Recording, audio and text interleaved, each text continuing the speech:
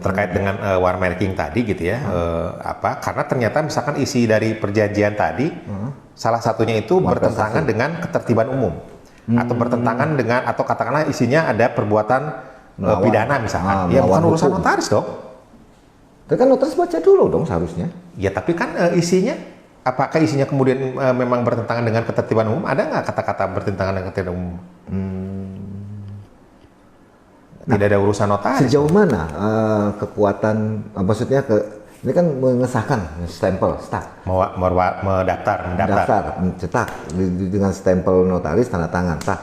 Nah, itu sejauh mana keterlibatan notaris dengan? Ya hanya mendaftar saja, mendaftar saja. Kalau ditanyakan apakah memang didaftarkan di tempat saudara, ya udah. Sebatas itu? Sebatas itu. Karena isinya tidak ikut. Tidak urusan. Jangankan yang war marking gitu ya, yang legalisasi saja terkait dengan esensi isi itu tidak ada urusan. Karena yang kemudian dijamin dalam konteks legalisasi itu adalah tanda tangannya dan tanggalnya dan di tempat kita.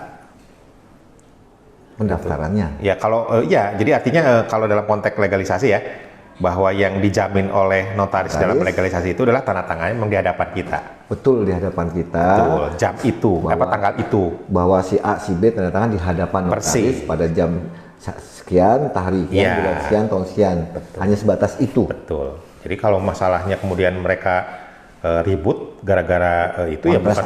Iya. Lu sendiri sih. Lu aja kali, bukan gua, nggak ikutan gue.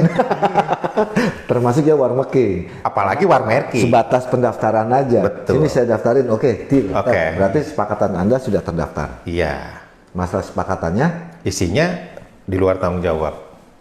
Coba bikin akte di notaris. Ikut notarisnya. Karena bikinnya di luar kayak ikutan. Oh, jadi gitu ya. Kalau boleh, maaf, kalau boleh izin sama Kang Dokter nih. Kang Bro Dokter. Gross saya simpulkan, kalau tadi perjanjian itu bisa dilakukan di luar, tapi tanda tangannya bisa di hadapan notaris, itu dilegalisasi atau disahkan. Tanda tangan betul di hadapan notaris, pihak A, pihak B sepakat, tanda tangan, stempel. Walaupun isinya di luar mereka sepakat. Nah, kalau war marking, mereka sudah sepakat, tinggal mendaftarkan. Ya, udah ditanda tangan kapan gitu. Udah ditanda tangan, disepakatannya, udah di bla bla bla. Didaftarkan di notaris. Jadi notaris hanya sebatas mendaftarkan. Ya, mengecap doang tanda tangan. Nah, dari kacamata ke pihak lain, aparat itu biasanya disangkut pautkan nggak hal-hal kayak gitu? Iya, kadang-kadang itu tadi dianggapnya notaris juga masuk gitu ke situ gitu ya. Artinya dalam konteks merencanakan, merancang dan seterusnya. Nah makanya kan Pak Habib memberikan warning gitu ya dalam tulisannya gitu ya, kalian jangan mau merancang atau ini, sebetulnya sih tidak ada urusan ya. Kalau saya sih berpikir ya kalau kita ikutan merancang artinya dalam konteks sesuai dengan tukang ngetik lah gitu ya misalkan gitu ya, tidak ada urusan gitu, mereka yang kemudian bersepakat kok gitu kan. Iya. Tapi ya itu tadi kadang-kadang diplesetkan oleh aparat lain gitu ya, penegak hukum lain gitu ya, mengatakan bahwa notaris yang merancangnya lah. Kan itu mah kehendak mereka yang tanda tangan. Gua mah nggak ikutan kali. Gitu. Orang datang sini udah ditandatangani, saya cuma daftarin doang. Iya bener-bener. Itu perlu dipahami juga oleh pihak luar ya, apalagi pihak aparat keamanan, aparat kepolisian, kejaksaan. Nah, kalau yang tanda tangan di hadapan notaris? Nah, kalau tanda tangan di hadapan notaris tentu kembali lagi kalau itu adalah bentuknya akte gitu ya, kan ada dua, partage acten, relas acten gitu ya. Kalau dalam konteks partage acten, memang kemudian istilahnya itu penekanan dalam konteks material itu lebih ditekankan. Artinya misalkan ya terkait dengan kenapa harus dibacakan gitu ya, karena dalam konteks pihak misalkan Tuan Mahfud dan seterusnya, menurut keterangannya untuk melakukan tindakan hukum berikut di bawah ini telah mendapat persetujuan dari istrinya.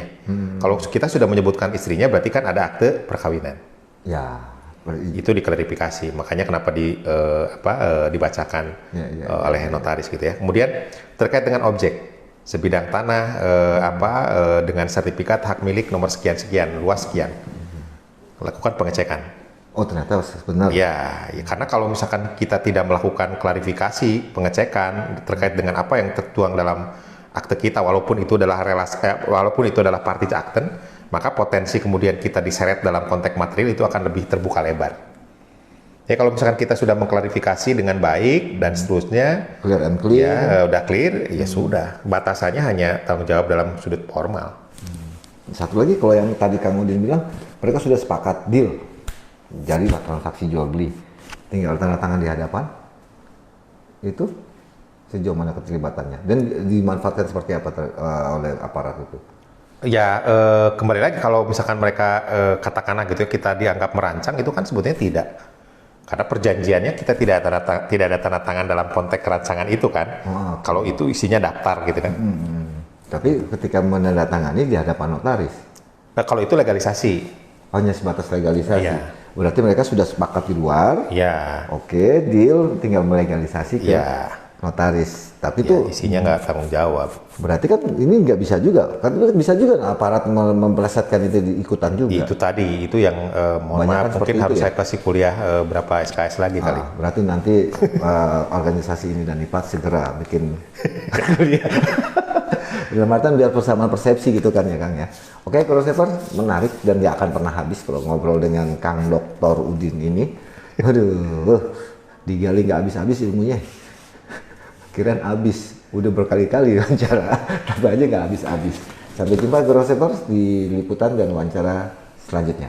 Wassalamualaikum warahmatullahi wabarakatuh.